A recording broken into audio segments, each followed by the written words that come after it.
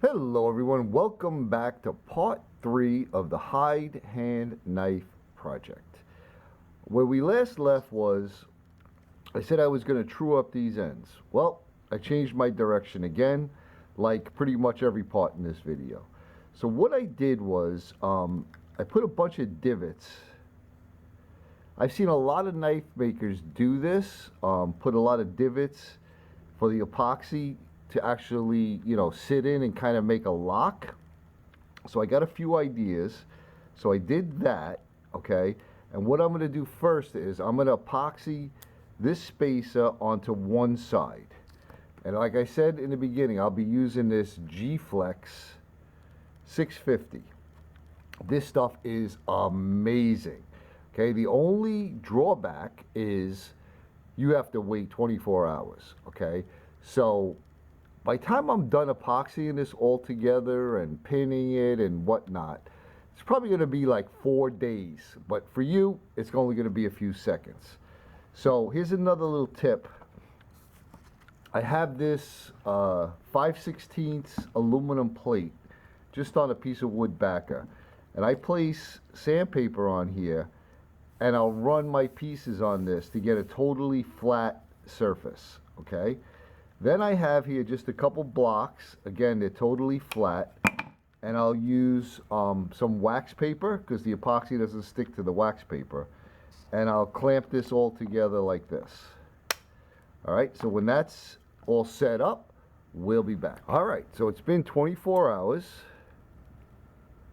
Got that epoxied in. I also epoxied the bone to the aluminum for the guard.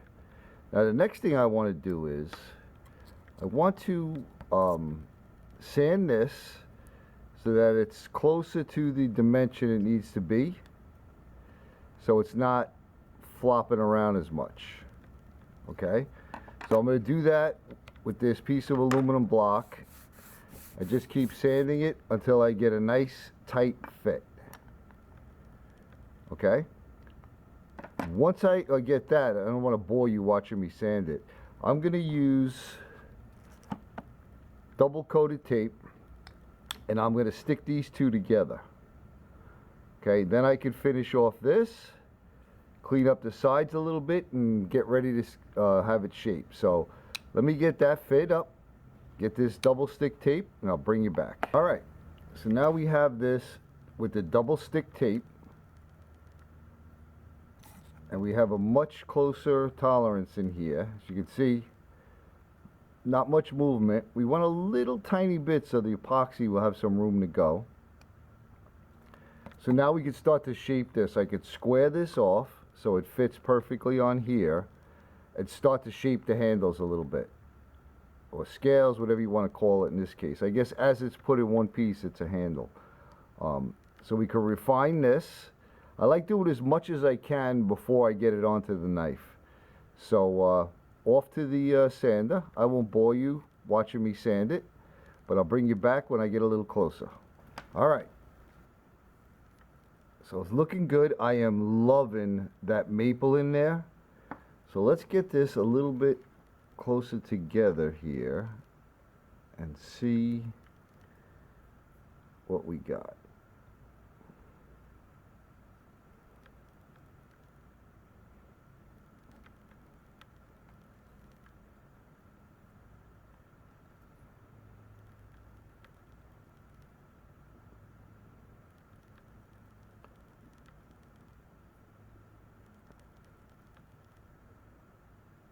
All right, let me get a pencil and draw a line on that. So just kind of want to get an idea of the outline to where I'm at.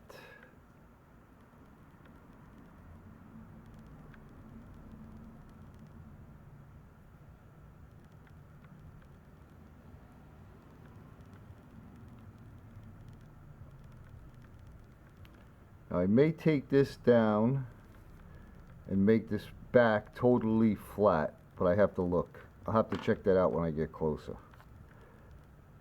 Alright, so now I'm going to start to shape this. I'll bring you back.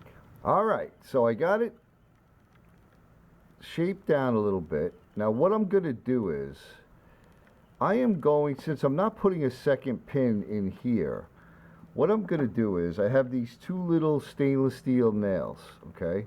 I'm going to drill a hole in here through the bone and just barely touch the guard, the aluminum part.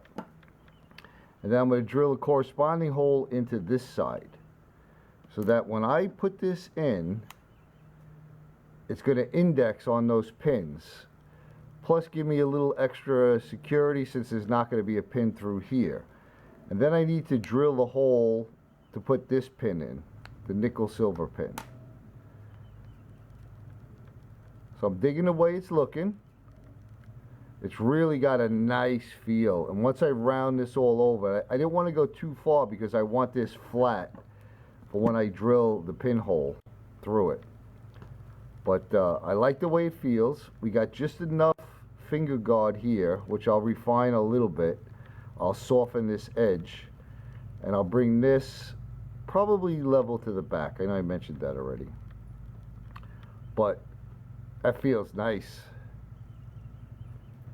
All right, so let me get those pins drilled into here and into here, and then once this is all, the pins are all ready, I'm probably going to epoxy it all together and then finish it once it's all epoxied together, because I have some really nice fit up on the top of the guard,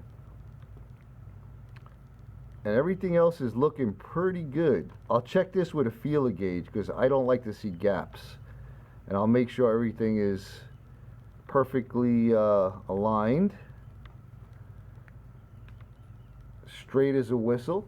We'll make sure that this is lined up with the blade, because I got a little wiggle room,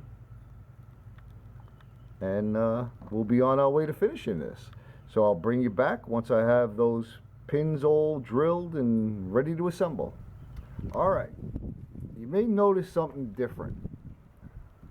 I have a piece of maple here, so I have the aluminum, bone, and then I have maple.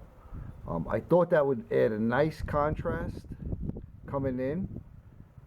Well, actually, the real story behind that is I got up wickedly early this morning, probably about 4 o'clock in the morning, wide awake, and I came into my garage and I was doing a little work on the fit here, and I took a little too much off. And then I contemplated making a whole new handle. I contemplated welding a threaded rod onto the end of the tang and making it come all the way to the end. And I was like, you know what? I'm just going to take a piece of maple and I'm going to fit that in there. And when I shape this, it should look pretty cool. I was also thinking of putting in a piece of maple here, like a maple dowel, and putting it in there, but then I said I'm getting a little crazy. But so I got a great fit up here. I mean, I use a piece of paper. If I can't slide the paper in anywhere,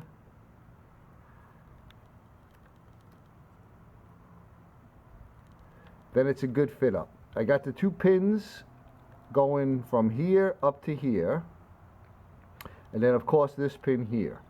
So now what I'm going to do is I'm going to, well, maybe somebody wants to see what the inside looks like. Let me grab a pliers. All right.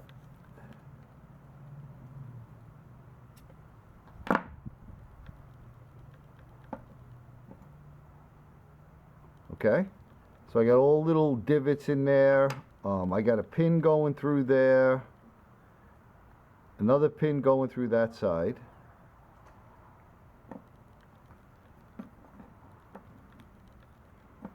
And that's how it goes together. I think with those pins and this pin and the epoxy, this is going to last for sure my lifetime, if not my kids.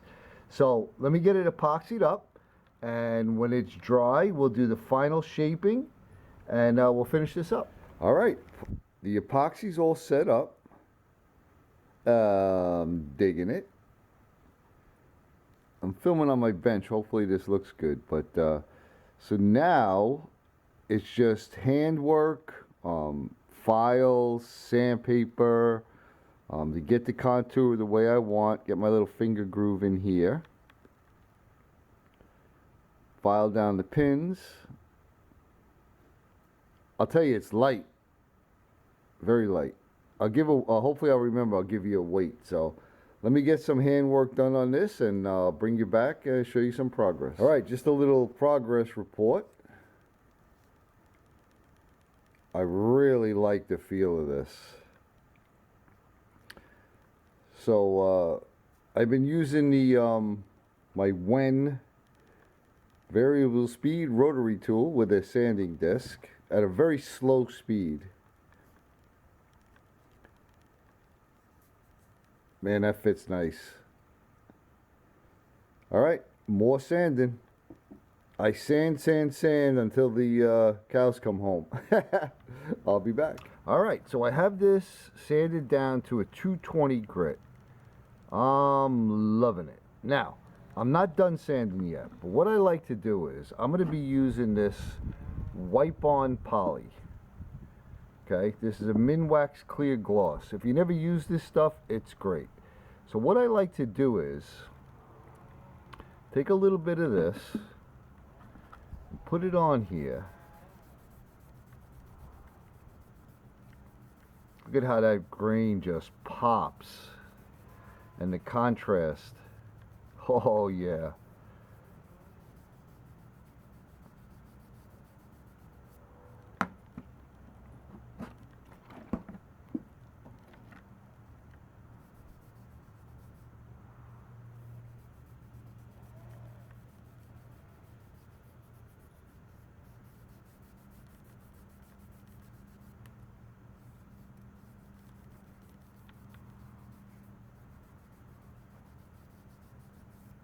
Now, the reason why I like to do that is I like to fill the grain in,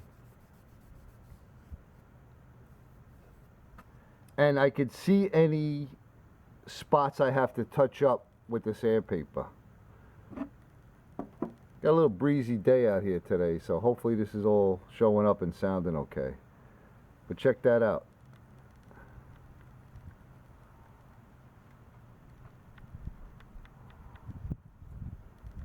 All right, so we're gonna let that dry, and I'll probably put like 2 or 3 coats of this on, because it's very, you know, when you're wiping it on, it's very thin. So I'll put like 2 or 3 coats on, and then I'm gonna give it another, probably a 220 or 320 sanding, and then I'll bring you back. All right, I like to film where I normally do, kind of half inside, half outside. I have much better light that way, but it's howling windy out there today, so hopefully this is showing up. So now I have 3 coats of the poly on there, and it's sanded to a 320 grit. Now I'm going to do the same process over again with about another 3 or 4 coats until I have the shine that I want, and I'll bring it back to you and we'll wrap this up. All right, so we're all done. We got about 6 or 7 coats, I think 7 coats of poly on it. Then I just take a crumpled up piece of craft paper and I buff it out. Everything is all lined up.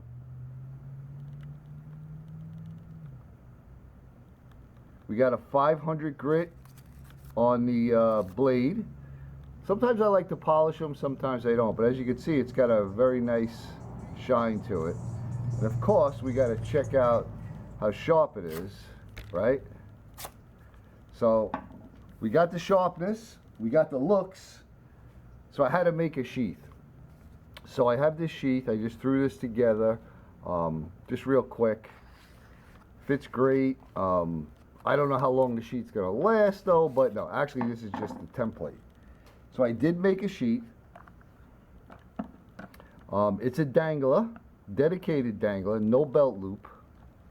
Well, this is the belt loop. I didn't film myself doing it. I was doing it in between the epoxy drying and everything. But you did see me make this if you watched my little dangler video.